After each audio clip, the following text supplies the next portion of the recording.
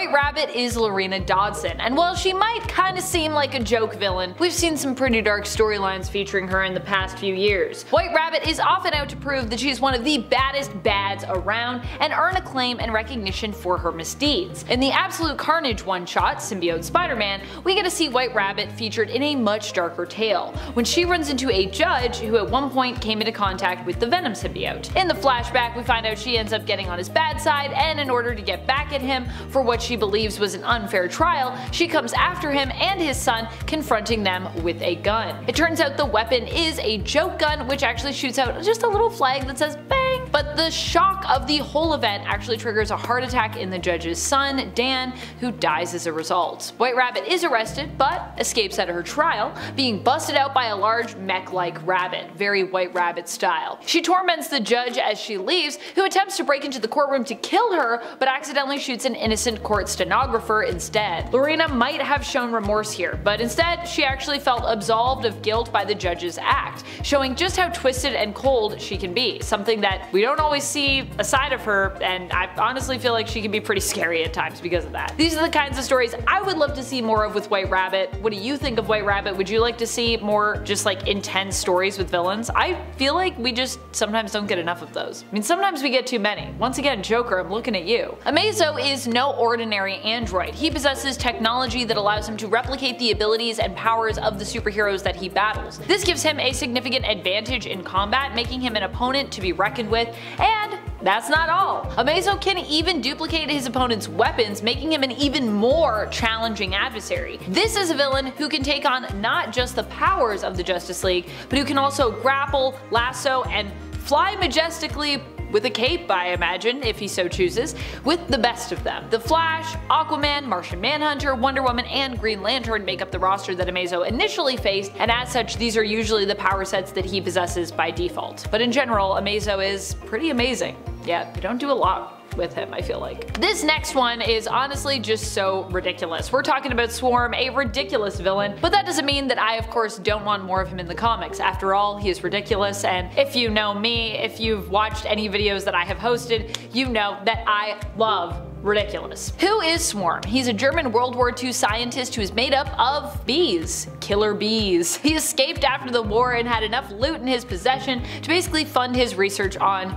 killer bees. What he likes to do, mad science stuff. That research led him to becoming devoured by a swarm of initially passive bees who returned monstrous and then became basically uncontrollable, trying to control them, and it backfired. However, his consciousness ended up merging with the bees as he was devoured, allowing him to basically live on in the swarm, which he often manipulates into a humanoid shape. Also, I gotta say, I was so excited when I was playing Marvel Strike Force when I got Swarm in my game. We're not sponsored, but I wish we were. Marvel Strike Force, hit us up, come on. This next villain is very obscure. We're talking about Baron Bug. Yeah, we got another bug villain for you if you like bug villains. I know I do. Baron Bug and his insect army. He first appeared in House of Mystery issue number 163 back in the 1960s. Here he was introduced as the wildest villain yet on the cover, and ended up going up against hero Robbie Reed, the original owner of the H-Dial for those that didn't know. Despite the claim that he was the wildest villain, this wasn't enough to keep Baron Bug going in terms of his momentum, and he quickly fell into obscurity. He did resurface many years later in the 2000s in the 52 series and Doom Patrol, but still most people don't even know who he is, never mind the fact that he was once labeled as the wildest villain in all of DC Comics. A bold claim indeed. One of my favorite new villains from Spider-Man, this one actually comes to us from a not as well known Spider-Man title, or at least I don't think as many people know about it, Spine-Tingling Spider-Man. Now we're not talking about the physical comic series, which also is really great, but instead the digital only Infinity comic. If you aren't familiar with the Infinity comics, they are nice, light, short reads that are laid out more like kind of like a webtoon where you like scroll down vertically through them to the end. I personally love this format, it's so cool, and there's just so much alternate and interesting stuff that creatives can do with storytelling in this format. The Infinity comics are also only available through Marvel Unlimited, so if you want to check them out, get Marvel Unlimited and you can check them all out. Honestly, Marvel Unlimited is also great. Once again, not sponsored, but I wish we were, we should be, Marvel. In the Infinity comic by Saladin Ahmed, the villain in this story haunts Spider-Man with nightmares, keeping him awake and exhausted. Honestly, my biggest fear, I constantly feel like I'm overworking myself and I do not get enough sleep due to having some mild insomnia, I'd say, and I have a fear of dying from exhaustion as a result. Although, I hope I'm a long way away from that and I'm not that exhausted. In the end, we learn that this villain is known simply as the Sleep Stealer. Honestly, like I said, so scary. And they also have a haunting song, which you can find on Marvel's website that accompanies them as well, being played throughout the comic. I think it's also on YouTube too. Yeah, you should listen to it. It's creepy. Woo. From super creepy to super goofy, Calendar Man to most people is just a guy who is obsessed with the date. What a ridiculous villain. But in reality, he's also one of the most accomplished villains. During his first appearance, he almost managed to defeat Batman, one of the greatest and smartest detectives in the entire world, by giving him an almost unsolvable problem. That's right, he almost stumped Batman. Calendar Man sent an anonymous letter promising to commit 5 crimes, one each day, each one corresponding to a particular season in theme, with the 5th day also being a clue as to the true identity of Calendar Man with the 5th season. What is the 5th season?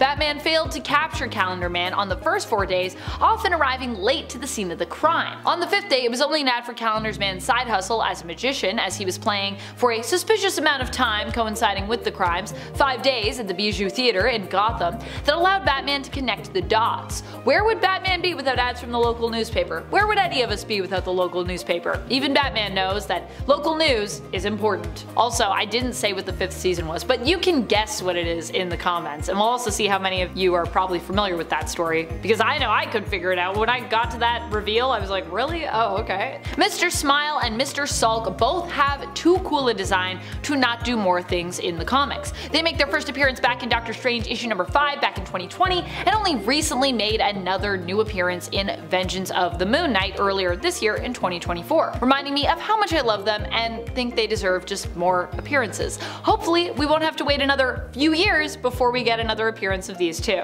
You might think you know Polka Dot Man, but do you really know him? If you've seen James Gunn's The Suicide Squad, you are familiar with a version of Abner Krill, but the original Polka Dot Man, also Abner Krill, of the New Earth continuity, was a bit different when it came to his power set. Initially, when Polka Dot Man or Mr. Polka Dot first appeared, he came armed with multiple different weapons, which actually all came from the polka dots on his suit. He could basically pull them off his suit and then turn them into any means of different weapons and devices. Super cool. Even once turning one into a getaway vehicle. Yeah, an entire vehicle from one polka dot. This is the version of Polka Dot Man I'd be interested in seeing getting more love, especially if we got like a live action version of this version of Polka Dot Man, although I did enjoy the version that they included in the Suicide Squad, so you know, that was good too, but the polka dots were a little different. What's better than leaping somewhat high? Walking on stilts. That's the premise behind this strange Marvel supervillain. Wilbur Day is a scientist who began his life of crime after stealing a coworker's design and using it to build a pair of armored stilt legs. Granted, his entire body is covered in metallic armor as well, and it is pretty strong. He even smashed She-Hulk down through the street and into a subway tunnel one time during a fight. Pretty impressive. But tragically, being taller than other heroes does not mean you're automatically better than them in a fight. There's of course that whole knock the legs out from under them strategy, and of course his armor also apparently has weak spots which have been exposed in the comics before to just easily take him down. They're like, oh, a weak point, poke. He's done. Iron Man at one point even fought armor with armor by throwing one of Stiltman's legs right back in his face after he detached them to jettison away and knock Stiltman out as a result. Poor Stiltman, he just can't catch a break. And finally, our last but certainly not our least villain, definitely our most villain, Silver Swan, has such a cool design that when I first saw her in modern day comics, I thought she was actually a new character. But it turns out no. She is a classic Wonder Woman villain. The fact that I didn't know this made me think that she just hasn't gotten enough love throughout her history. So I'm here to help remedy that fact by including her on this list and telling you about her in case you didn't know either. There have been a few different versions of Silver Swan over the years, but she is at her core originally an 80s character, making her first appearance in Wonder Woman issue number 288 back in 1981. In the modern day, she is Vanessa Capitelis, and her powers allow her to manipulate tiny nanite robots in her bloodstream. Move over, Bloodshot. Initially, the character was known for her flight abilities and Sonic Scream, and for those that love the classic version, do not worry, she still has both those powers in the modern day as well. Grotesque was once a prince that lived in the underground realm of Subterranea. He is also so hard to kill. His first big fight that we got to see was against the X-Men. Grotesque was the last living member of his kingdom. An earthquake caused by Dr. Hunt destroyed the underground civilization, and of course, one survivor remained Grotesque. He rightfully guessed that the above world caused the earthquake and came up to avenge his people. He learned of the earthquake machine and decided to use that to destroy the above world. He confronts the X-Men, and the X-Men defeat him because Professor X used his mental power to stop the machine. Frustrated, Grotesque slammed himself into the machine to get it to work again, but that actually caused it to explode. The X-Men thought that the explosion killed him and Professor X. They were wrong. Professor X wasn't actually there. It was actually Changeling that had been pretending to be Professor X under Professor X's command, and well, Grotesque just can't die, so he went on to fight Miss Marvel. She also hit him with something that should have killed him. He survived and fought the Avengers, and then later Thor. In the Thor brawl, there was again a large energy blast that should have killed him, but didn't. Not really. His body was gone, but his spirit remained. His loyal captive followers, the Lava Men, took that spirit and put it in an impenetrable armor, and he went on to fight the X-Men again, this time in San Francisco. Nightcrawler found the cheat code to defeat Spirit Armor Grotesque. He took off his helmet. His spirit was released from the suit and dissolved. With his track record though, I wouldn't be surprised if Grotesque appeared alive in a few years. Pretty Boy is more than just a punk pretty face. He has some pretty cool cybernetic implants that can expand to be 3 times their length. If you don't think he is pretty cool, he can just use his mind control powers to fix that. He gets access to a person's brain using these fiber optic filaments in his eyes. Then he kind of reprograms you. Pretty Boy is known for his affiliation with Donald Pierce. He was a member of the mercenary group Pierce created called the Reavers. While on this team, he passed away for the first time. Big moment in every Marvel character's journey, but like most Marvel heroes and villains, his death did not stick and he was soon back in action. The second passing happened under the leadership of Deathstrike, and he was put 6 feet under by Logan, but again it didn't stick and the guy was back in action brawling against the X-Men. Eventually, by the end of the battle with the X-Men, he was arrested. The character debuted in 1988's Uncanny X-Men 229. A bonus story in Marvel Tales Volume 2, issue 262, featured the X-Men sparring against a pretty interesting group. They were known as the Desert Dwellers. Their leader was Sunstroke. He claimed he was created when a man's sense of strategy was melded with the power of the Daystar. I'm assuming the Daystar is the sun. Combining with the sun in this case gave Sunstroke the ability to create and absorb light and heat. The creation of the heat also allows the guy to fly. Sunstroke, like the X-Men, fights with a team, the Desert Dwellers. We'll actually get more into one member in a later video, but for now, there are 3 other things on the team. I say things, not people, because they were a cactus, stone, and lizard made into humanoid villain versions of themselves. Squadcles. The Desert Dwellers fought the X-Men when the X-Men were traveling through the desert. The Desert Dwellers attack the X-Men, but they don't actually care that they attack the X-Men flying plane. They just have been taking down flights for supplies. It's in this fight we learn that Sunstroke needs the sun to activate his powers, so Storm creating clouds made him almost fall from the sky. Honestly, the Desert Dwellers are doing a pretty good job. Wolverine gets chucked into a mountain at one point, but the day is saved when Banshee shows up, screams, and the Desert Dwellers can't handle it, so they retreat. Collective Man is just so interesting to me. The villain is actually 5 people merged into one, specifically 5 brothers from China. When they merge together, they apparently gain a connection to everyone in China. You heard that right. Everybody. The connection allows Collective Man, as the brother mashup is called, to draw on power from any Chinese person they want. Drawing on 10,000 people one time gave the Collective Man enough strength to handle Sasquatch. It's not all sunshine and rainbows though. The brothers almost died from absorbing too many people's life forces at one time. I think that's karma right there. The brothers also have another very odd ability. They can make any Chinese person a clone of a brother and then merge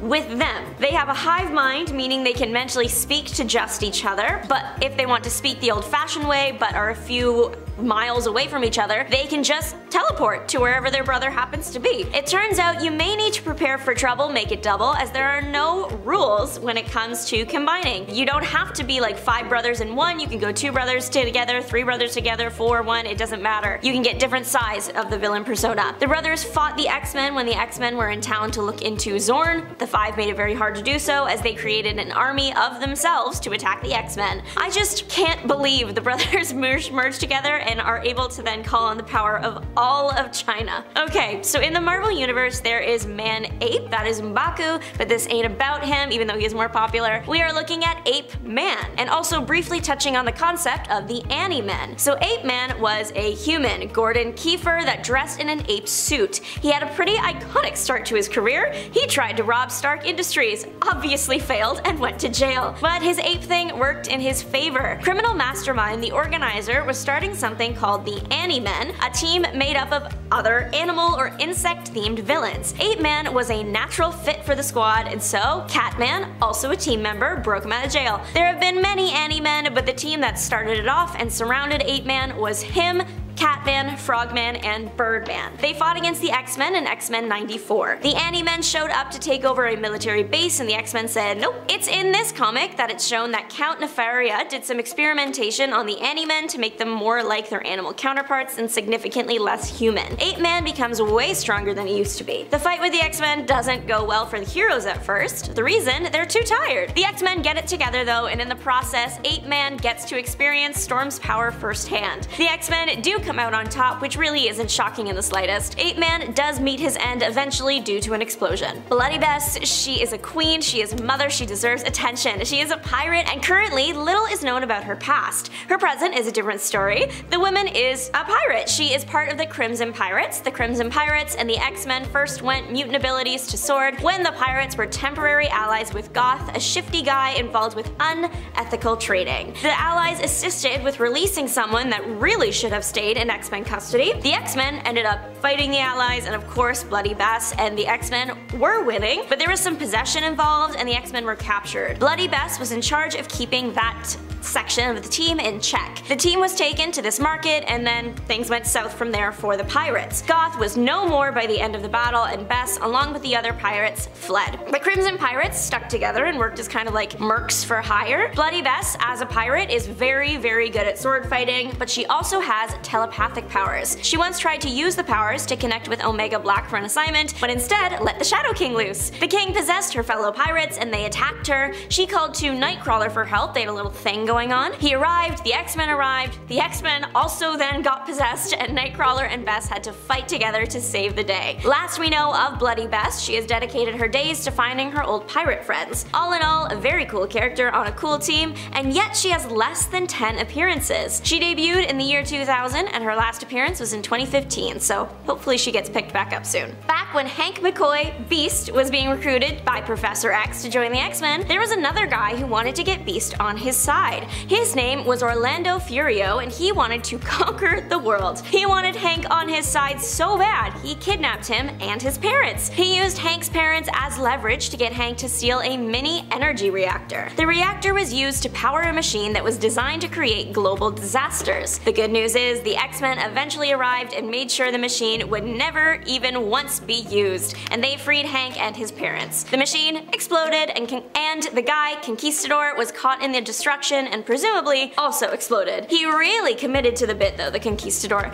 He carries around a sword designed to look like what the actual Conquistadors would have had. It splits into a 3-pronged stun weapon that really hurts if its blast is directed at you. Not only does he dress like a Conquistador, but he managed to find a bunch of other people that were also willing to dress like Conquistadors to be his henchmen. He operates out of a building that was either from that time or built in that fashion. No one is doing it like him anymore. Bring back villains that had a theme and stuck to it like it was on sale at Party City. Honestly, I don't want to see any more villains that just wear all black and have pointy faces. I want camp, I want drama, and I want people to have a brand. So this next guy, his name is Thug, and that's what he is. He looks like a robot cowboy that has seen better days. Thug made a name for himself in the comics as part of Loeb's team. Loeb was very interested in the science behind humans turning into mutants even though they were born with no X gene. Thug assisted in Scalp Hunter's capture and along the way fought various X-Men. He came head to head with the X-Men again later during the Experience Substance promotional gala. Thug is not a mutant, he is a human cyborg. He had been working close to John Sublime and received cybernetic enhancements from him. Their purpose was to mimic mutant powers. They made him very hard to hurt. He was resistant to most attacks pain-wise, but you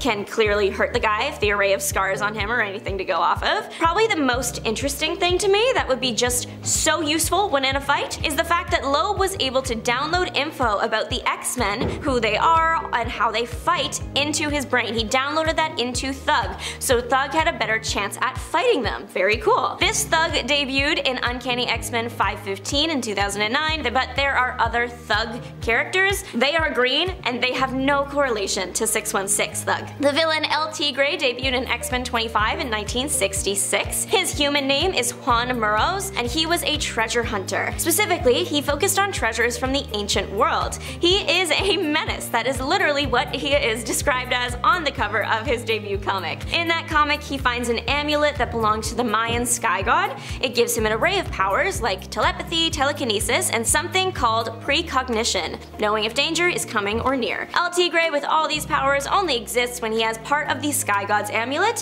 When both pieces are put together, he just turns into the sky god. X-Men issue 25 explains this whole journey. In issue 26, we see a fight between the X-Men and El Tigre, with the X-Men trying to get the amulet off. They do, of course, succeed, and El Tigre is back to himself again and arrested. He later reappears to fight off against Khazar in issues 3, 4, and 5 of Volume 2, but issue 5 is where El Tigre has met his match in the form of the Mystic Mist. The mist causes him to evolve to the state of death, and he falls off a cliff. We do see a very old, very still body, so I think it's safe to say El Tigre is permanently resting. But you never know. The Neo race is made of super mutants, and we are looking at super mutant Salvo. He was part of the Neo war clan that brawled with the X-Men. It happened toward the beginning of the war between humans and mutants. The war kicked off when all the mutant powers were removed by the High Evolutionary, but you probably know that already. He survived the scrap with the X-Men. He didn't survive Magneto. He tried to attack him. He was torn apart. Why did Salvo attack the Master of Magnetism, one of the most powerful mutants? I don't know. If I were made of solid metal, which is what Salvo is made of, I simply would not have done that. I have a lot of questions about this guy. One thing about Salvo is the metal. He can turn into like guns on his arms, and he draws the ammo from his body. But if he does that, would he eventually disappear? I have to wonder, because I imagine the only thing he has to draw from himself is himself. Is he just shooting pieces of himself? And would said ammo stay as metal forever, or would you be left with toes on the ground? I feel like these are valid questions, but would this mean he has a very powerful healing factor if he were to regenerate every atom he's lost in a fight? Lots of questions for a character that I will probably never see again. So when Spider-Man villain The Spot showed up and announced his title, Spider-Man quite literally fell over in hysterics before getting his spider butt handed to him. But The Spot is actually a pretty cool name, especially when you compare it to our first villain of the day, Mr. Fish. Mr. Fish was originally a petty crook who was exposed to radiation while out on a job, and he then fell into the East River. He emerged from the nasty New York waters as a half-fish, half-man hybrid with pretty impressive superhuman strength. Mr. Fish may look absolutely hilarious with an even funnier name, but he managed to create his own branch of the crime family known as the Maggia, and he even created a decent criminal following before Luke Cage stopped him. Despite being actually somewhat impressive though, he is just a touch bit too weird to really work as a lasting villain, and I mean, he calls himself Mr. Fish, so there's that. Moving on, Pulp Fiction villain Dr. Fu Manchu was a mad scientist and mystic created in 1913 by British novelist Sax Rohmer. The character was built on stereotypes with traits like slanted eyes, a gaunt face, silk clothing, and long fingers paired with a Halloween goatee and an insatiable desire to conquer Western society. He was made to be basically a boogeyman who epitomizes fears about Asian peoples. The character became so entrenched in society that when Marvel writer Steve Englehart and artist Jim Starlin wanted to create Shang-Chi in 1972, Marvel acquired the legal rights to Fu Manchu and made him Shang-Chi's evil father in the comic book series Master of Kung Fu in 1973. It's pretty similar to how Marvel's The Mandarin first appeared and leaned heavily into stereotypes as well. But Marvel has not had the rights to Fu Manchu since the final issue of Masters of Kung Kung Fu in 1983, so since then, comic book writers have found roundabout solutions to Shang-Chi's father, like in Gene Luen Yang's ongoing series Shang-Chi, he is now his own entity named Shang-Tzu, but he still kept a majority of the traits that Fu Manchu had. Then there was the Shang-Chi movie, which completely changed Shang-Tzu to be an incredibly compelling, deep, and powerful character who had none of the stereotypical traits possessed by Fu Manchu, and Marvel could finally breathe a sigh of relief, even if they can't really escape the fact that they pulled the racism. Now, there are only one or two characters that go by the name Belladonna in Marvel Comics. The one most people are familiar with is Belladonna Boudreaux, who is the ex-wife of the X-Men's Gambit and a member of the New Orleans Assassins Guild. But the Belladonna I'm talking about today was actually Narda Ravana, a European fashion designer. This Lady Belladonna had a problem with Roderick Kingsley, who would go on to become the Spider-Man villain Hobgoblin. Now, Roderick was another famous fashion designer, only he was one that stole from other designers. Kingsley allegedly stole Ravana's designs and marketed them in the United States, stealing her success, and for that, I guess he had to pay. Swearing vengeance, Narda assumed the guise of Belladonna and put together a small group of henchmen. She used toxic gas that could dissolve Spider-Man's webs and take people's lives, and she even had her henchmen dress up as the villain the Prowler to distract Spider-Man, all for the end goal of wiping Kingsley off the face of the earth. Unfortunately though, Belladonna just didn't have the popularity needed to be a lasting villain. She got arrested in 1980 while Kingsley became the Hobgoblin, and he's been causing problems all the way up until 2020 and is bound to come back at some point as well. Armed with a hate ray, the hate monger set himself up as a notable rabble-rousing villain who enticed fear and bigotry among American citizens, specifically against visible minorities. He also caused political instability in South America, which made him an enemy of the CIA, and he gave extremely bigoted speeches in New York City, which brought him into the sights of the Fantastic Four. This all made him pretty problematic in his earlier appearances, especially given the fact that he dressed primarily in a big pointy hood evocative of a certain group of incredibly bigoted people who I don't think I can talk about on YouTube. Do you know who else I can't talk about on YouTube? A certain man with a tiny mustache from Germany who is pretty prominent in world history, and he is exactly who Hate Monger is. Or I should say, Hate Monger is a clone of that man created by Arnim Zola. Despite that, Hate Monger has been a pretty lasting villain, having gone through multiple similar costumes, multiple different bodies, and he even eventually got recreated as a being of living psychoactive energy by the Red Skull using a cosmic cube. But at the same time, he seems to be a rather obscure and little known villain, and I think that may be partially by design. Next up, the Spider-Man villain known as Mindworm is honestly just a really sad story. William Turner, no, not like the guy from Pirates of the Caribbean, accidentally took his mother's life using his unconscious vampiric psionic feeding abilities. This act caused his father to go into emotional shock and run in front of a car. So, as you can imagine, this was extremely upsetting for William, as he did actually deeply care for both of his parents, and he didn't even know that he was a mutant when the incident occurred. Now, William isn't even a normal Marvel mutant. His mutation was a result of an experimental compound being stored near the hospital where he was born, which resulted in his massive head, which was the butt of a lot of jokes and bullying. William grew up in an orphanage before eventually moving into a shack in New York City, where he would feed off the emotions of the nearby tenants without actually taking their lives. One of these tenants was Peter Parker, and the two ended up fighting each other. Now, although Mindworm reformed, he was exploited by other criminals, and after being released from prison for another time, he became homeless and refused to use his abilities to defend himself for fear of hurting people, so eventually, before Peter Parker could help him, William's life was taken by a street gang, and he hasn't been seen since. Now listen, some villains are just a sign of the times. Asbestos is incredibly heat and fire resistant, and back in the day, we really used to take advantage of the mineral. It was in thousands of products, and it even came into our comic books with the supervillain known as Asbestos Lady,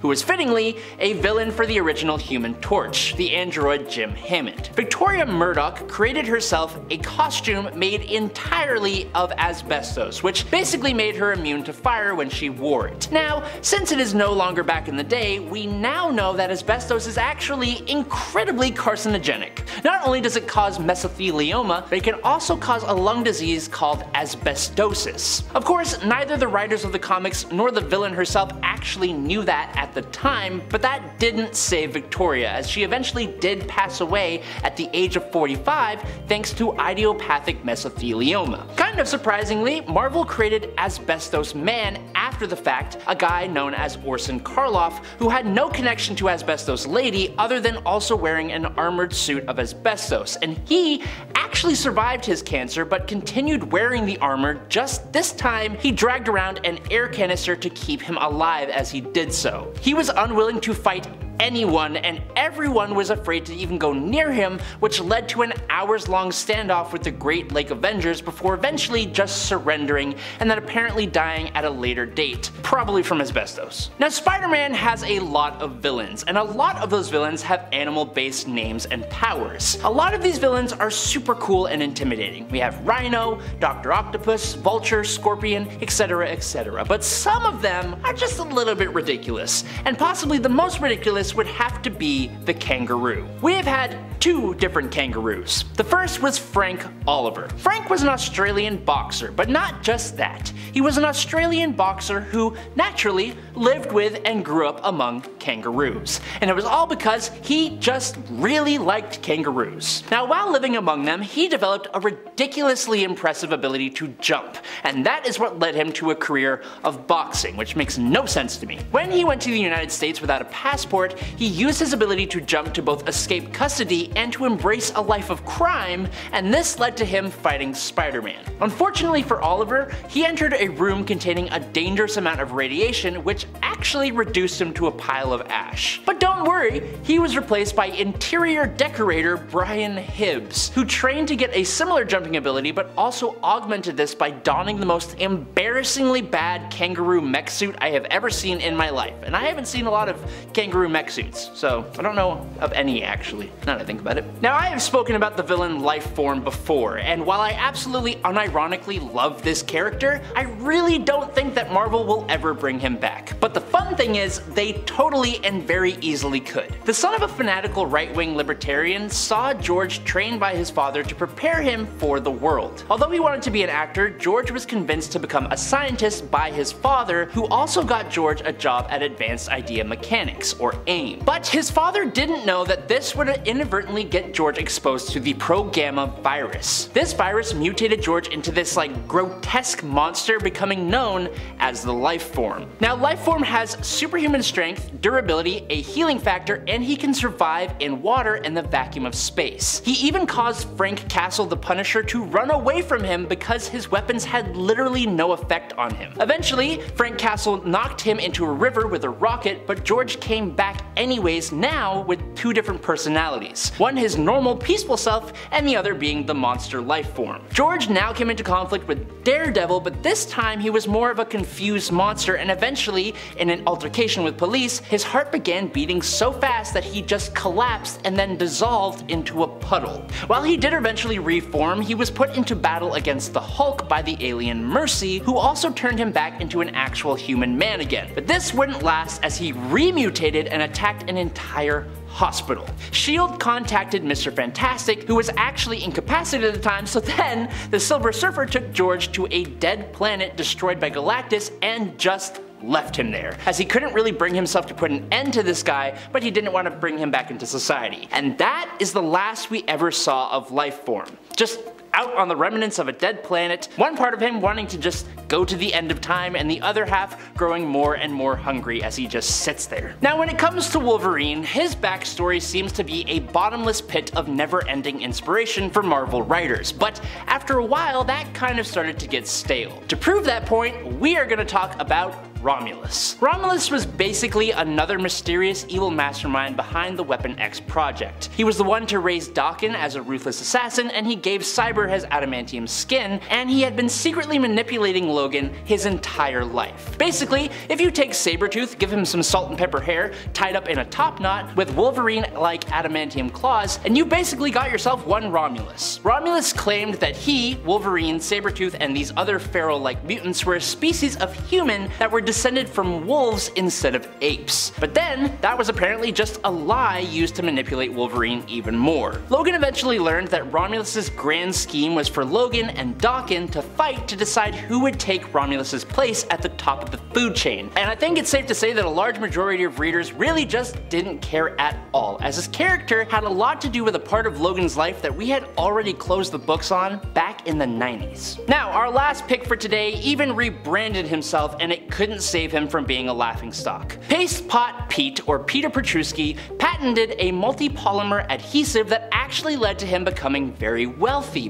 But being a complete doofus, instead of actually following that success, Peter decided to instead try and be a supervillain, using his invention to successfully rob a bank. Now following that, Pete decided to level up from robbing banks to stealing a Delta Cosmic missile from the military. And thanks to the Human Torch, and the fact that his only thing is super glue, this was a humiliating failure. He quickly became a joke to the superhero community. He even rebranded himself to the Trapster, which is a much better name, but that is completely overshadowed by his time as Paste Pot Pete. The character himself can't even handle being called that anymore. Hearing the name actually causes him to go into a rage and is totally listed as one of his weaknesses on his wiki page. Despite his hilarious past, Trapster has been a recurring villain for years, although he is almost never taken seriously. One of the many Spider-Women, Maddie Franklin, seems to get put in and then immediately taken out. She is niece to Peter Parker's boss, J. Jonah Jameson. She got her powers through a weird ritual called the Gathering of Five,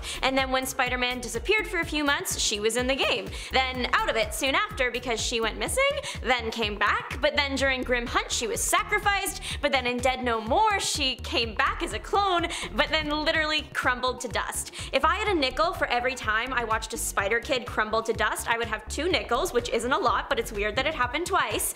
Some fans didn't like the character just as she was. Others were upset that she got her powers through magic instead of science. Wait till they hear about what happened with the other dimension Magic Spider and Peter then. Some fans just thought a third Spider-Woman wasn't needed when she first appeared in the 90s. Now it seems like she has also found herself in the movie Madam Web, and I think we all know how that movie did, so we'll see how long this version of Maddie lasts. Now, I'm not sure if Marvel doesn't want us to remember this hero, or if they just forgot about her. Lorna the Jungle Queen hasn't been seen since the final issue in her 1950s series. There were only 26 issues in total, and I've read some of them.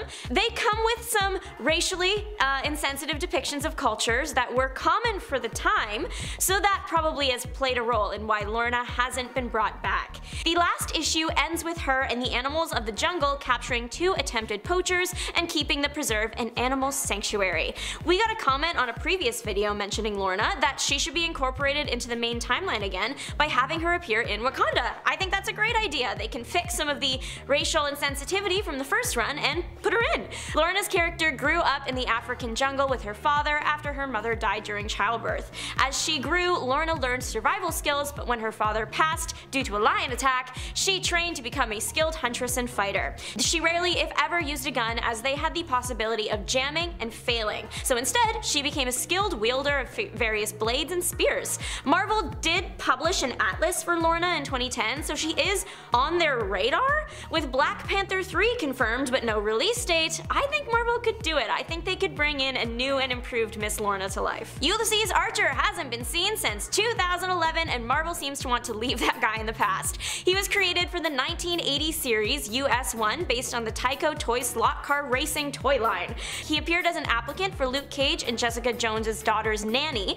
but he wasn't really in it. It was more like a cameo single panel thing. A few months later, later, in 2011's Annihilators Volume 1, he appeared again, but only as a supporting character. It feels like Marvel was trying to gauge whether or not fans remembered and wanted to see the guy again. He didn't pick up steam, unfortunately. Now Marvel seems to sweep him under the rug. His power set was a metal skull that could pick up on radio transmissions, and that's pretty much it. He's kind of strong, but he's college educated, good at driving, but the radio transmitter thing is his special skill, which seems less cool in the year 2024, but would have been way cooler in the 1980s. His series was also just wacky. It's only 12 issues long, and yet packed in a fight with a German Zeppelin captain, motorcycle gang, and aliens. The main problem people have had with the comic is the plot seems so unbelievable, a hard feat to accomplish when it comes to superheroes, but I guess an intergalactic trucker would do the trick. Maybe Ulysses will be seen again, but it seems Marvel is overusing his character for anything other than a cameo. Everybody knows the phrase, the luck of the Irish. Marvel capitalized on it and created the hero Shamrock. She is Irish and had the luck of the Irish, bought a pub later in life called the Luck of the Irish, wore green and had red hair. Just like every Irish stereotype rolled into one woman. In recent years, her character has been revamped a little to make everyone forget she started out as a literal walking stereotype. Shamrock's power was mystically mutated physiology. When she was a kid, she was raised by a militant Irish fanatic father. At the age of 3, her dad took her and her brother to the North Ireland mountains, asking the heavens to grant the sun powers to defeat enemies. But he brought his daughter along too, and something got messed up in the power transfer, and lo and behold, Shamrock came to be. She is a vessel for the innocents that died during war, and those innocents are the cause of her power. If Shamrock finds herself in trouble, the souls protect their host, and a soul will manifest itself as energy that makes her lucky. It seems like she was given a predetermined amount of souls though. Her luck had unfortunately either disappeared or wasn't great enough, and she broke her foot. She paid her bills by becoming a coveted hairdresser later on. Steel Grip Starkey's run, like many on this list, was a little racially insensitive and a little weird, which is probably why he is never seen after his 6-issue run and no one talks about him until now. The full title for the series is Steel Grip Starkey and the All-Purpose Power Tool. It was published in 1986. Mr. Starkey is not a superhero. He has no powers, but he is a hero. He was designed to be powerless to show that the honest working man was equally as much of a hero as Spider-Man or the Hulk. Well, if that working man had access to a magical tool that once touched by one specific person, it would turn into whatever machine you happen to need to save the day. The sentiment is kind of, we may have amazing machines, but the person working it is just as important. The comic itself, while a neat idea, doesn't hold its own when you put it next to the likes of the X-Men and the Avengers. The storylines are a bit out there. One of them is about somebody putting bombs on the moon, and it's not really explained why they do that. Sure, as Marvel fans, we're used to our fair share of wild, never explained plot points, but I'm drawing my line here. Sorry. Sports and comics. Unstoppable force meets an immovable object. Do they go together? Sometimes, and sometimes not. Today's sometimes not is NFL Super Pro. The series premiered in the 90s and lasted about 12 issues plus one bonus Super Bowl special. The starring hero was Phil Grayfield. He was a football player, of course, who got injured saving a small child because he's a hero, but it ended his career on the football field. Soon he stepped onto the hero playing field though. His job was sports reporting. While interviewing a scientist that had created an invulnerable football uniform, two thugs break in and steal everything but that. In the scuffle, some chemicals get on Phil and now he has powers, just like that. Turns out the series author helped write the story so he could get tickets to a Jets game. That's objectively hilarious. Literally, Fabian Nazia said, I was handed the concept and character, including his basic origin. I don't know if that was all the NFL's creative work or a combination of Marvel editorial and the NFL. I didn't ask, I just wanted Jets tickets. He's got his priorities straight, can't fault him there. If someone told me I would get free Eras Tour tickets if I wrote a Taylor Swift comic, it would be done in an hour. The Sleaze Brothers kicked off in 1989 and then dropped off shortly after. The series is only 6 issues and is a spin-off from a one-off comic strip created for Doctor Who, Follow That TARDIS. It's designed for adults and it follows a pair of brothers who grew up as orphans, but not on the Earth we know. Their Earth is far in the future and looks kind of like if you combine steampunk and 80s neon aesthetics and use that to build a city. It's full of everything weird and bad, very corrupt, and generally unwelcoming. The brothers exist here as private investigators. They are good at what they do, getting the right results, even if they don't always use the most morally sound methods. The brothers were seen in the totally stonking, surprisingly educational, and utterly mind-blowing comic relief comic of 1991, and then in the backup story in Image Comics' Elephant Men issue 16 in 2009, and they haven't been seen since. Probably because the comic and characters weren't received well and the first issue really didn't sell well. Many said the series didn't have captivating enough stories and bad jokes. Now Marvel seems to have left them in the past. Marville, that's M-A-R-V-I-L-L-E, was created in 2002, and I think Marvel has regretted it ever since. It was part of the You Decide campaign, a public contest or publicity stunt, however you want to define it, that put 3 Marvel comics against each other: Captain Marvel, Ultimate Adventures, and of course Marville. Marville was not received well at all. Maybe the worst reception on this list. It's a satire about the Marvel and DC comic scene, but the writing just not very strong. It was so bad that it's the reason many people believe You Decide was a publicity stunt to sell more Captain Marvel comics. The comic follows Kal-El, who gets sent back in time by his parents to save him from the meteor strike of 5002. Only the world didn't actually get destroyed, so his parents send the time machine to him to bring him back. The 18-year-old hero instead chooses to go to the dawn of time to meet God. 18-year-old activities. The art style changes for that single issue where he meets God, maybe to represent that they are actually meeting God, I don't know. In issue 5 in this universe, Wolverine is one of the first humans. There are a lot of choices that get made for this series. The last issue wasn't even a comic story, it was a submission guideline book so writers could submit their work to be published under Epic Comics. It also contained tips for writing a good comic. I cannot imagine writing one of the worst comics in the Marvel lineup and then ending that run with tips on how to write. Delulu is the Salulu. Marvel and I have something in common: we both want to forget about this. Hawk Owl and Woody were also part of the oddity that was You Decide. They were characters in Ultimate Adventures. They were also Batman and Robin, so clearly a parody of Batman and Robin. But with a catastrophe like Marville taking most of the You Decide spotlight, the pair almost were forgotten, as Marvel probably hoped, until I grabbed them by the scruff of their neck and dragged them back for this video. The characters weren't fan favorites, and the series itself just never ran on time. The You Decide comics were supposed to come out over a 6-month period, but Ultimate Adventures took over a year. Was it as bad as Marville? Depends on the reader. I will admit, kind of funny to me at least, Woody rigging the lights in his orphanage to respond to clappers, but only his claps? That's funny, and also extremely impressive. Arabian Night. This guy has gone under a more intense microscope in the past few years. Anyone who knows this guy probably is like, I've been waiting for this one. For anyone who may be confused, representation, it's great, we love to see it. Arabian Night is a powerful Muslim hero, but when that representation comes as a caricature of a culture or is done in a way that makes people of the culture feel like you're making fun of them, that's frowned upon for a good reason. It's not very nice. So Marvel did reboot this guy with a less stereotypical image and are probably hoping we all just leave the other one in the faraway depths of our minds.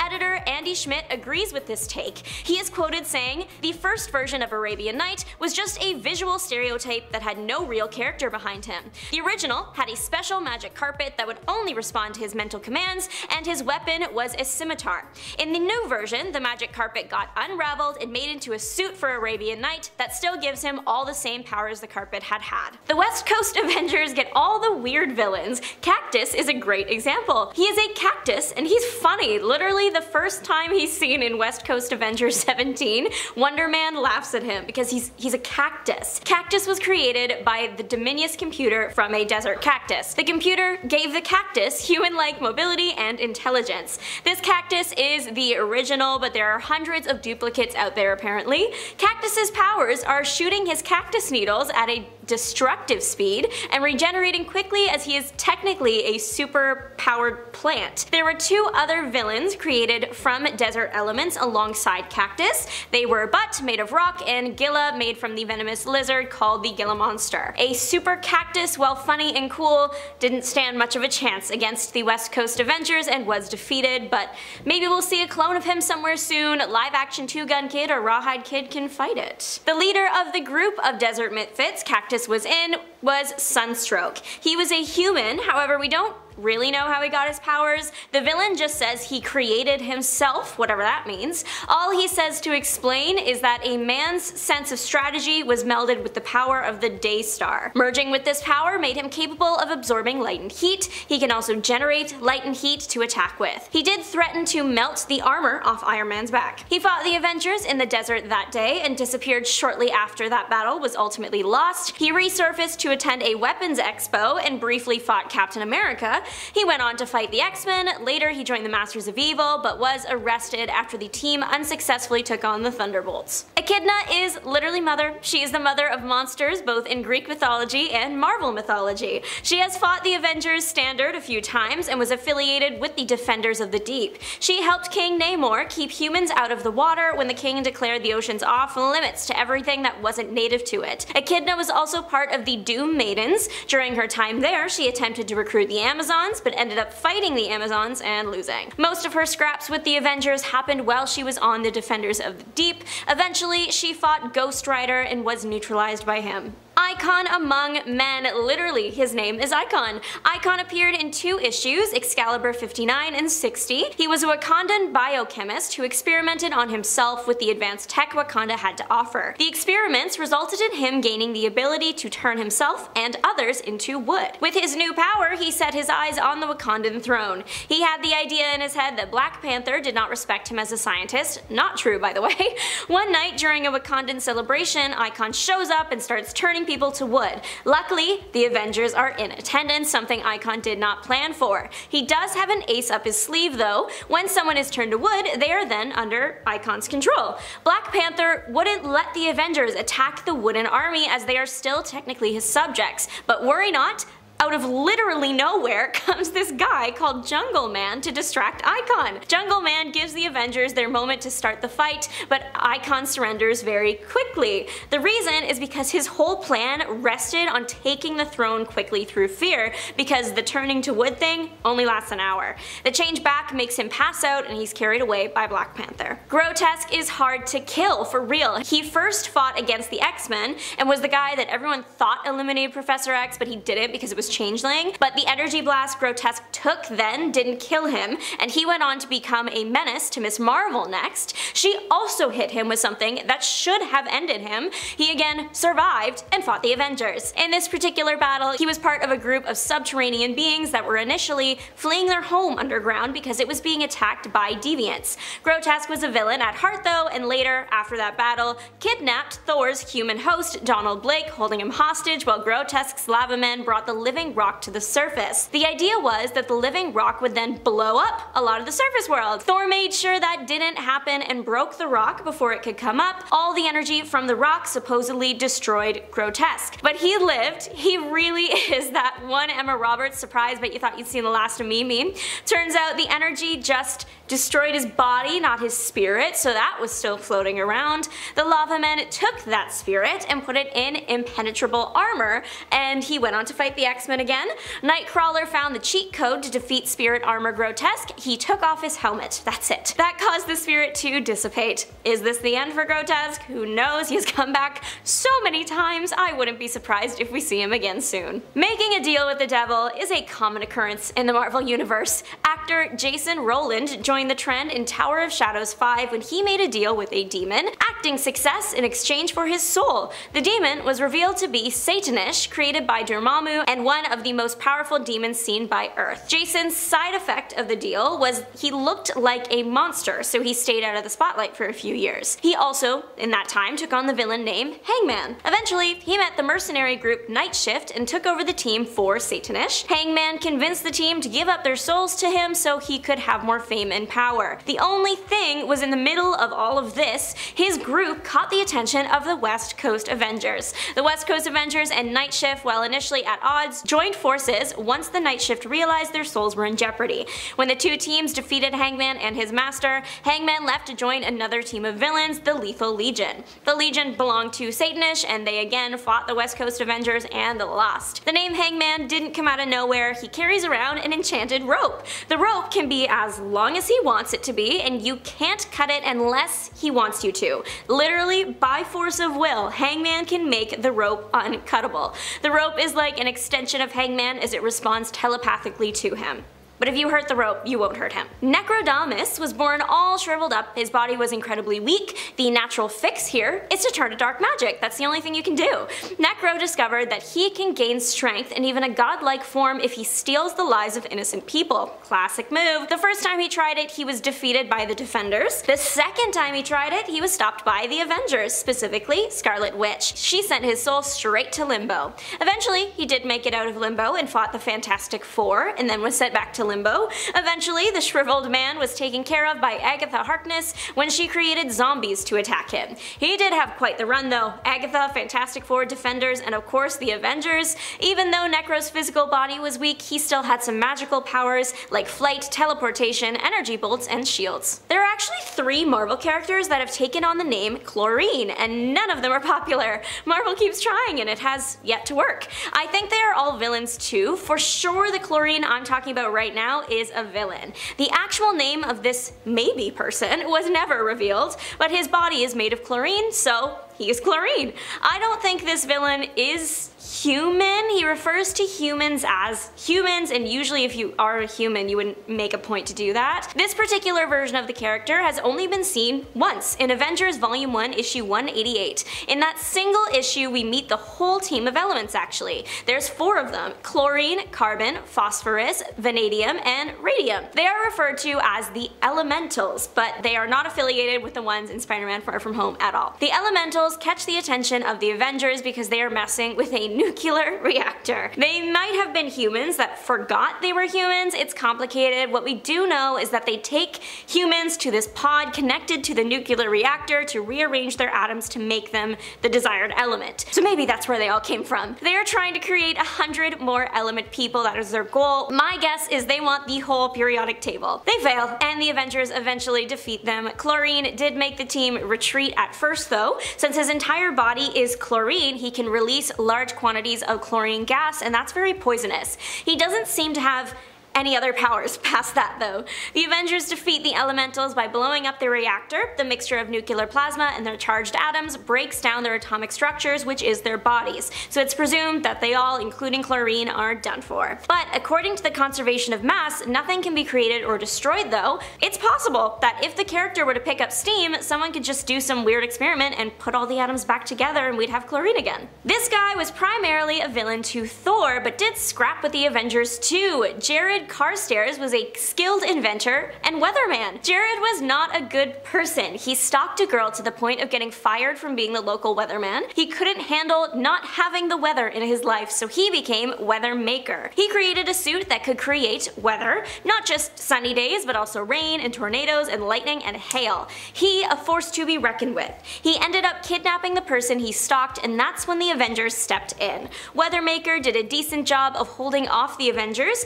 until Thor came back and destroyed the suit's power pack. Without it, the Weather Maker was just a guy. He was arrested, but the clever guy hid some weather circuitry in a hollow tooth and used that to escape jail. His escape effort channeled the Godstorm, which had been imprisoned by Thor, and the Godstorm hoped that this weather-crazed man would be his vessel of vengeance against Thor. So the Weather Maker got actual powers from this Godstorm and became Torrid. He ransacked New York City until Thor returned to take him back back to Asgard. The guy used so much power, he pretty much exhausted himself. This made it easy for Thor to bring Torrent to Odin and get depowered and sent back to Earth. All of this happened in the Thor Godstorm series from 2001. You know how some people believe that every celebrity is secretly a member of some like demonic group or something? Well, Marvel actually did explore that once. This villain's name is Defiler, and he fought the West Coast Avengers. The Defiler is a demon. His particular brand of demon does not reside in our dimension,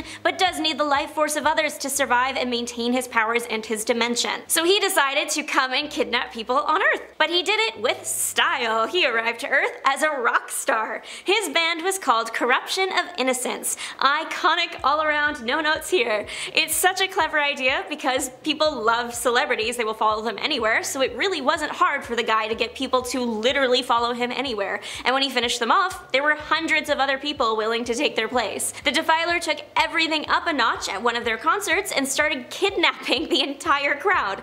That's not even the wildest part of this issue, the whole thing is bonkers. To save all the people that had been transported through the portal to the demon dimension, Hank Pym and Mockingbird go to the dimension with a big rope tied around Pym. There are at least 100 people to save though, and all their life forces have been depleted, so they're all too weak to walk out. The solution? Hank Pym takes a fingerboard, those little tiny skateboards, and turns it into a huge skateboard so everyone can ride it out. The Defiler ultimately does get defeated when he is thrown back into his world. It's presumed that he is gone forever and died alongside his world. The world has nothing on it to feed anymore, so it is presumably gone. If you want to check out all the wacky antics, the comic is West Coast Avengers Volume 2, Issue 38. Rhodey is a mild case in comparison to everything else on this list. He's just a silly little guy. He was a protean held captive in a space zoo that was rescued by the Legion of Superheroes. When he was rescued, he got adopted by Chameleon Boy to be his pet. The two did have a power in common. They are both capable of shape-shifting. Rhodey is also capable of telepathy. Our little guy was pretty heroic once. He helped bring a Legion member back to life. Lightning Lad had passed on, but the Legion was trying to reverse it. So the way to do that was to give up another Legion member. So Rhodey made himself Saturn Girl, sacrificed himself, and Lightning Lad was back in the game.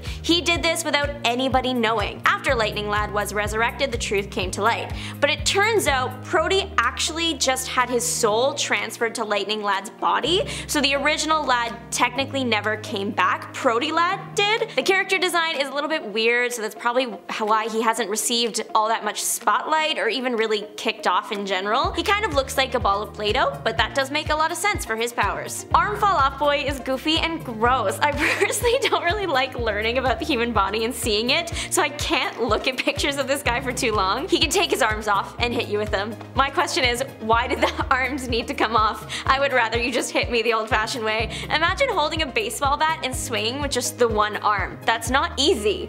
Arm Fall Off Boy's powers apparently came from when he held the anti-gravity metal element 152, but maybe this is real, we don't really know for sure. The first version of Arm Fall Off Boy from the 30th century technically isn't canon anymore. I think the 31st century one is, but there's also another version of him called Splitter too. They're all super similar. The 31st century one has a whole fall off family, and I think that's hilarious. Other versions of the character have appeared in TV series and the Suicide Squad film. Arm Fall Off Boy actually knows this next guy, and if you know him too, it's probably because he's also just a little goofy matter eater lad. He is capable of eating any form of matter. It sounds silly, but when you think of it, that could be super useful. Trapped in a box? Not for long. Most versions of this guy are from the 30th century and are a member of the Legion of Superheroes in the 30th century. It seems DC doesn't really know what to do with Matter Eater Lad. On Earth Prime right now, he is spotted as a prosecutor. The original Matter Eater is from the planet Bismal. I wonder what pink tummy trouble medicine could have inspired that. The planet's microbes made all food on the planet inedible, so those living there had to develop the ability to eat anything. So his powers are actually a survival mechanism. They do come in handy though, you cannot deny.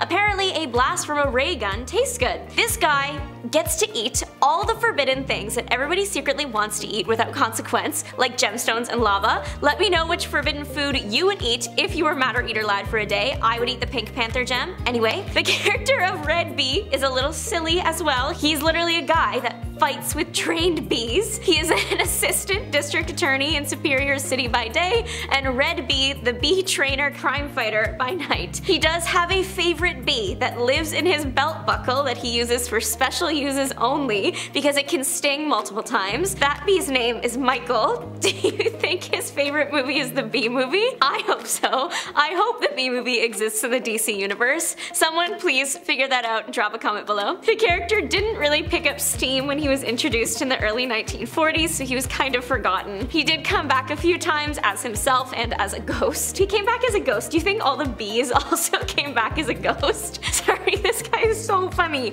The guy's power was trained bees. They don't make heroes like that anymore. Rick, king of the bees. The character, in comparison to some other DC heroes, just doesn't hold up, unfortunately. So maybe it's not really that DC wants to forget about him. He's just easy to forget next to the big guys. But in our defense, DC doesn't do much to help us to remember either. Color Kid deserves his flowers in every color. I've said it once, I'll say it again. There are too many examples of heroes applying for a super squad and then not getting in and then turning into a villain because their feelings got hurt. But Color Kid, he took rejection like a champ and he continued to be a hero. Color Kid was just a kid to start. He was a lab assistant and then was struck by a multicolored light beam from another dimension. Hate it when that happens. The light beam gave him the power to change the color of any object. Excited by his new abilities, he traveled to Earth to audition for the Legion of Superheroes. Unfortunately, his powers, while fun and cool, don't have much use when it comes to crime fighting, so he was rejected. One time his powers did come in very useful though, when he changed a kryptonite cloud from green to blue,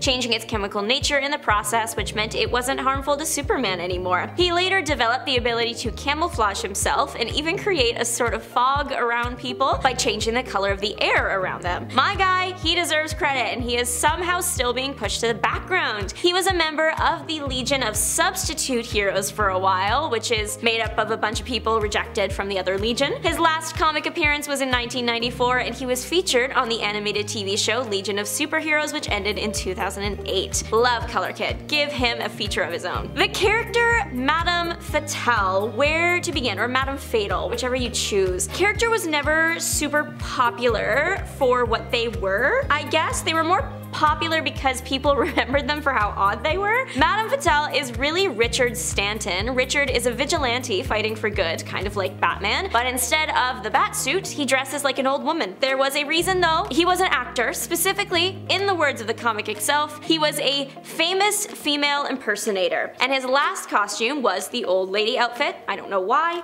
So when his daughter got kidnapped and then went missing, he wanted to go after her without people knowing it was him. All he had there was the old lady fit. He was ahead of the times though. Grandma Core is trending right now. The old lady fit was also helpful because no one would expect a grandma to fight them. The cross-dressing plotline was unexpected but not unwelcome, I think. Maybe people weren't ready for him back then, but I feel like DC could easily give him another chance in this day and age. DC tried to do a really good thing. They did do a good thing. The character became really popular and cool. It's just that the origin was a bit weird. The hero, known as Tyrock, first appeared in 1976. He brought some much needed diversity to the pages of DC. DC was willing to put different colored skin on their pages for heroes, just as long as it was like green or blue or purple or pink. The way DC tried to explain this sudden single example of diversity was to say that every 31st century black person lived on an island away from white people. That sounds like something that happened in real history between 1900 and 1939. This was self-chosen though. The character was created by two Caucasian appearing men, so I'm gonna leave that with y'all. The character is pretty cool. His power is sound manipulation,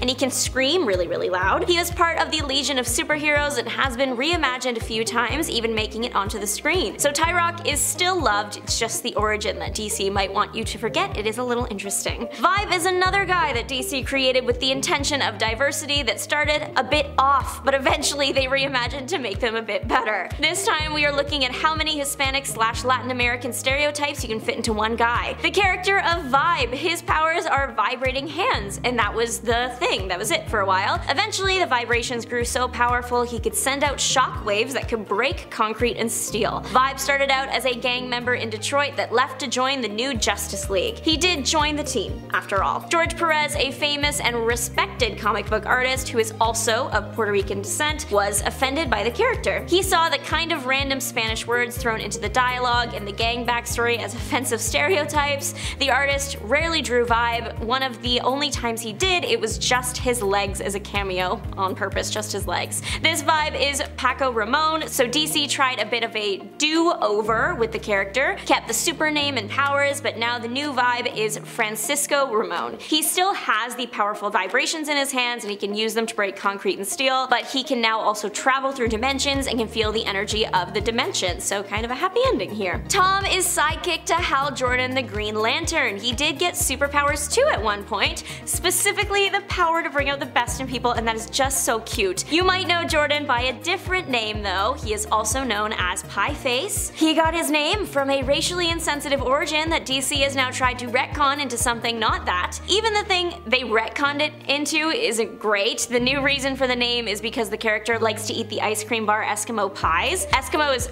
also a word no longer used to describe Inuit people. This is still somehow the lesser of two evils though. The original origin for Tom's nickname is because the character's face looks similar to the bottom of a pie, because the face is flat and round like a pie. Even if you didn't have that particular face shape, anybody who had features similar to Asian features would be grouped into this term. It's so bad. I cringe so hard looking this up. Also, Tom is Inuit. He's a brilliant engineer and he did ask his friend to stop calling him Pieface. At the end of part 2 of the Marvel version of this video, I mentioned Whitewash Jones. I was convinced that he was going to be the worst out there, and yet now we are at the end of this video and somehow, someway, Brown Bomber is equally as bad or worse. This hero, thankfully, didn't make it to print when DC initially wanted it to in I think the early 1970s, maybe late 60s. He did appear later in 2008 as a bit of a revamped character. This character is so bad, I want to give it a 0, but that's not possible, so I put it at 1. Brown Bomber is one of those characters that when he says a certain word, he transforms into his hero persona, so think like Shazam, it's like that. Brown Bomber can't remember anything that happens between his two personas, they don't know the other version exists, so this one body is living two separate lives. The Brown Bomber character that appears when he yells Black Power, he appears and he is a very strong, powerful black man. His hero outfit is basically a basketball uniform. Take a guess as to what you think his other persona is. Put something out there into the universe. I can't actually say what it is for fear of being demonetized, but the definition of the word is a person who believes that white people constitute a superior race and should therefore be dominant society, typically to the exclusion or detriment of other racial and ethnic groups. Yeah, and his secondary persona is a black man. Who did this? This is evil, evil behavior.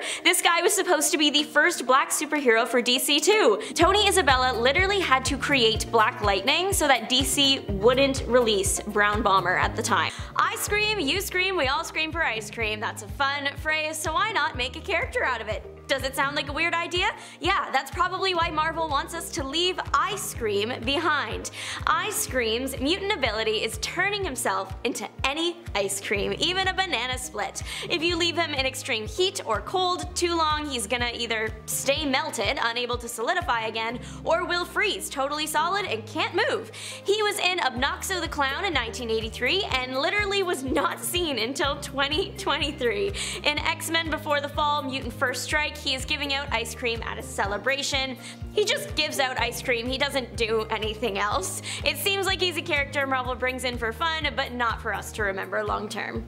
Evan Daniels, better known as Spike, was created for the animated show X-Men Evolution, and that's pretty much the only place he is. There was a version of him brought into the comics, but that guy was loosely based on Evan. There were backstory similarities, but that was pretty much it. Spike's powers have to do with his bones. He can create bone spikes anywhere on his body and then throw them at things. He later created bone armor that was self-repairing and could use his spikes to climb walls and stuff. His weakness is loss of calcium. Regrowing your bones all the time and throwing them around means his calcium levels are low, so he drinks a lot of milk. Poster child for Got Milk campaign. I know that his weakness is that he has to replenish with milk, but I think that can also serve as mental warfare. If I was in the middle of a fight with someone and instead of water they stopped and took a swig of milk, I'm off my game. That would haunt me forever.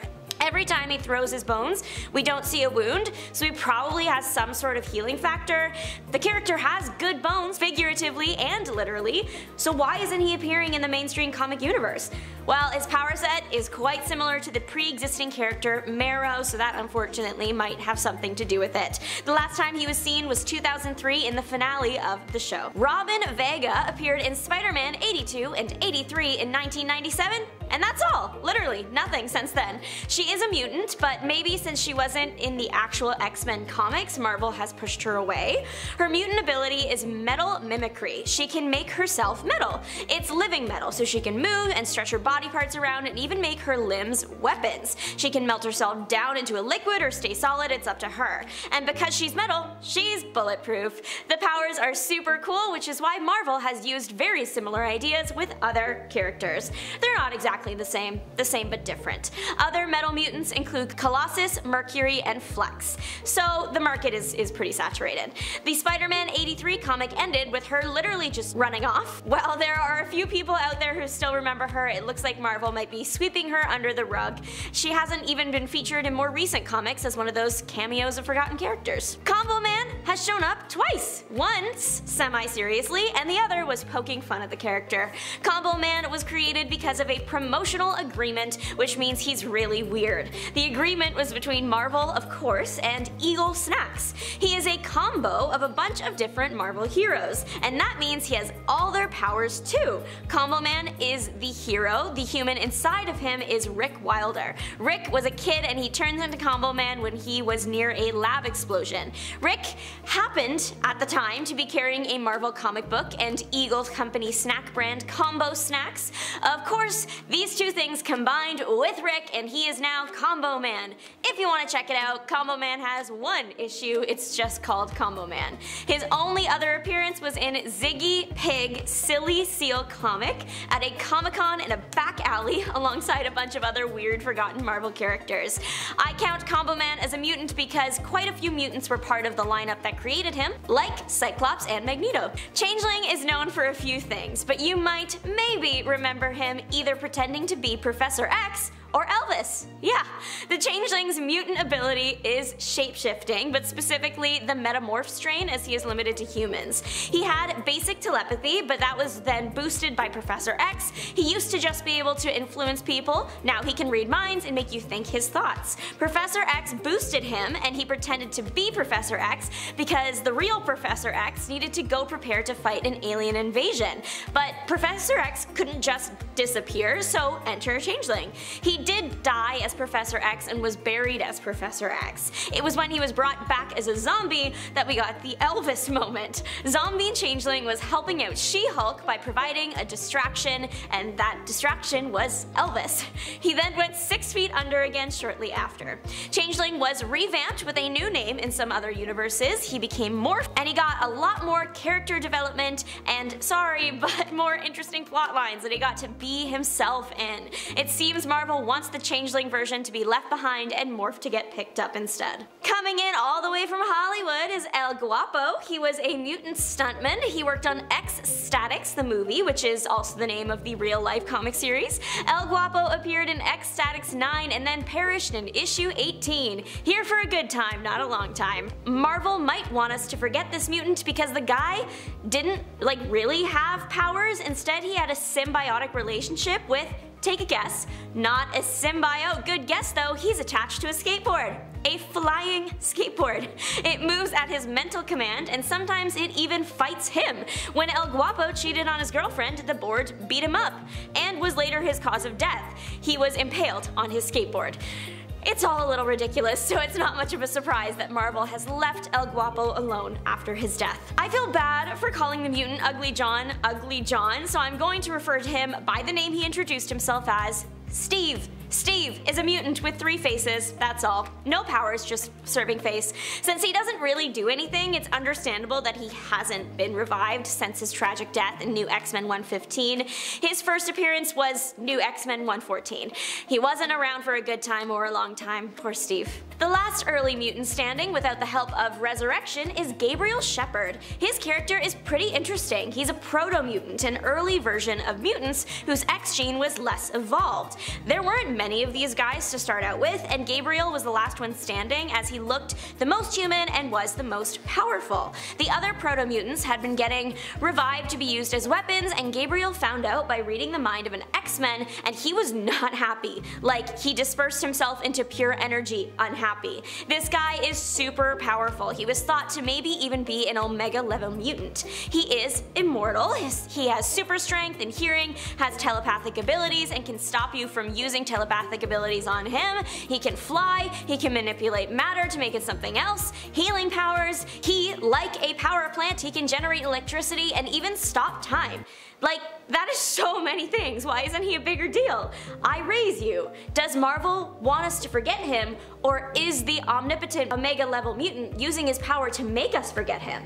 When you look at it, the poor guy just seems to want to live his life out of the spotlight. He's been around for hundreds of years. He had to have known about the X-Men, yet he chose to stay hidden. He doesn't really want to use his powers. Maybe we should forget about him, just to let the poor guy rest. I did a video on the history of Magneto recently, and in that we briefly touched on the Magneto clone Joseph. He really had us all convinced he was the real Magneto for a minute there. In his defense, he was a clone of Magneto and he had amnesia, so he did his best. Joseph just is Magneto. Everything Magneto can do, he can do too. He also does his best at causing problems. He's died a few times, but then again, so have most Marvel characters. The first time he was resurrected, he framed Magneto for eliminating a bunch of people. He tried to bring Magneto back to his reign of terror. He's resurrected again after dying again. He keeps impersonating Magneto. It seems that Marvel only remembers and wants us to remember Joseph when they want to bring Magneto back without bringing Magneto back.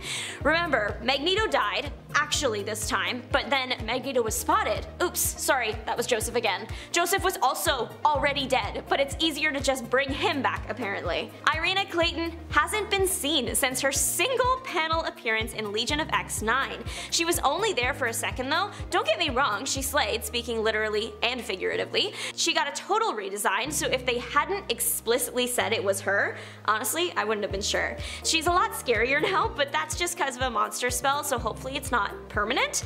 Her mutant ability is extra mouths on her neck. The extra mouths let her project her voice so it sounds like she is everywhere.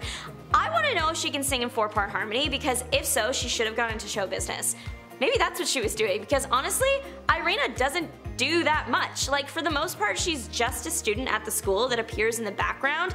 She did help confuse some people who were trying to break into the school, but her appearance in Legion of X is the first time she actually gets her hands dirty, that we get to see at least. This panel also confirms that she does sing. Wouldn't it be wild if she was gone because she was a backup singer for Dazzler's World Tour or something? Anyway, Marvel really must want Qui-Gon because they made a new one. Seriously, the mutant known as Scream changed her name to Choir, quite recently too.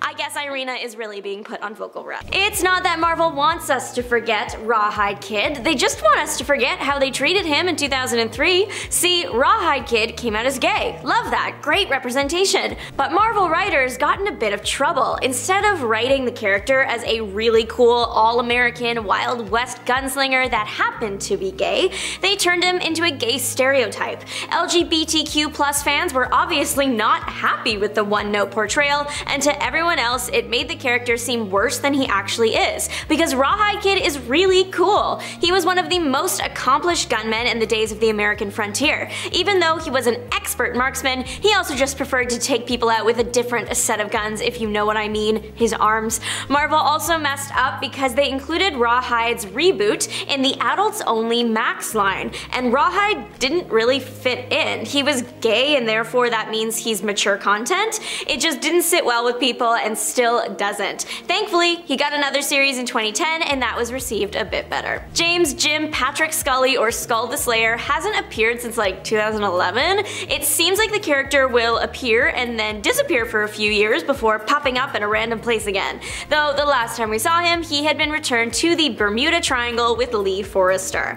His story is equal parts sad and wacky. He was convicted of the accidental death of his brother brother. His brother was higher than a kite and pulled a knife and things basically got messy. The plane that was transporting the now criminal Skull got caught in a space-time warp in the Bermuda Triangle and they crashed on a planet caught between different points of time. How does Marvel come up with this stuff? Anyway, an alien had left behind a power belt and that's how he gained his super abilities. The power belt can't be worn without damage to the wearer. Skull's health soon began to decline and his skin became see-through. You could see his skeleton that was glowing green. He embraced it though and started going as the Blazing Skull for a minute there. He's crossed paths and fought with Captain America, Hawkeye, and the X-Men. It was in that final battle with the X-Men that we saw him for the last time. He's alive, just we haven't seen him in a while, so I guess Marvel either forgot about him or they are putting their focus elsewhere for a little bit. Jin Genie was a hero that I don't know how it passed the development stage. Basically, Jin Genie would only access her powers when she was completely inebriated. She would have to pump herself full of alcohol and then she was able to create seismic waves. Marvel must have realized that this character was a bit of a disaster because she only lasted one issue, like showed up and then immediately died. Her limited Marvel run happened in X-Force issue 116. That entire issue was full of really weird heroes that only lasted that issue. I seriously wonder what was going on in Marvel's writing rooms for this one. La Nuit was a mutant and on the X-Force reality TV show with Jin Genie. His power was the ability to project a veil of dark energy. We don't actually see him use it though. His stats on his Marvel.com character profile indicate that he isn't the most powerful hero out there, but hey, he tried his best. Big Bertha is a controversial character. Her mutant ability is body transformation. That's not new, but the method that she uses to change her body is interesting. She can add hundreds of pounds to her body to make herself a more formidable foe, but then to get back to where she started from, she has to throw up the excess. Many people view this to be making fun of eating disorders. It's not hard to see why. While she is bulked up, her strength improves and her legs get stronger, allowing her to jump really high and really far. She was part of the Great Lakes team and provided the funding for it through her modeling career. The body Bertha usually exists in is a supermodel, but her hero body is the larger Big Bertha. The Thunderer lasted really long for not doing anything. He just recently died in 2019, kind of. His death was confirmed in 2019, but he actually died in the late 1940s. His entire hero thing was a microphone in his suit. That's it! He did set the microphone up with a speaker system designed to be so loud it was deafening, like thunder. He also has a lightning gun that can blind his enemies. You know what? Even if his hero design is just a speaker, his reason for becoming a hero was very noble. He was frustrated that America wasn't doing enough to fight crime and Yahtzee with an N activities that he decided that he, a regular scientist, was going to take matters into his own hands. He later also appeared as the Black Avenger in his last Golden Age appearance. Overall, having your superpower be a really loud speaker isn't quite as interesting as a lot of other heroes, so it's understandable why he's faded into the background. If you thought we were done with X-Force, think again. You Go Girl is gone. She teleports. She has to sleep after teleporting. The further she goes, the more sleep that she needs. She first discovered her teleportation abilities through sleep. She would keep waking up in random places because she really wanted out of her hometown. Her mutant ability manifested trying to get her out.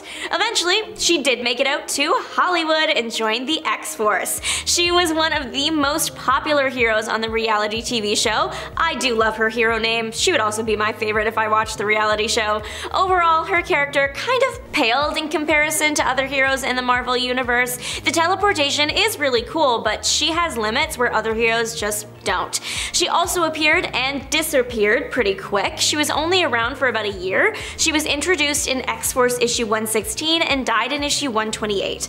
As she lay dying, she requested to be buried among the stars, and that's really cute, so she did get a nice send-off. The other more recent time she's shown up was in 2022's Excellent, but it was just her ghost. Alex Clooney, or Zeitgeist, has a pretty gross power, so it's no surprise that he is not one Marvel would want anyone to remember fondly.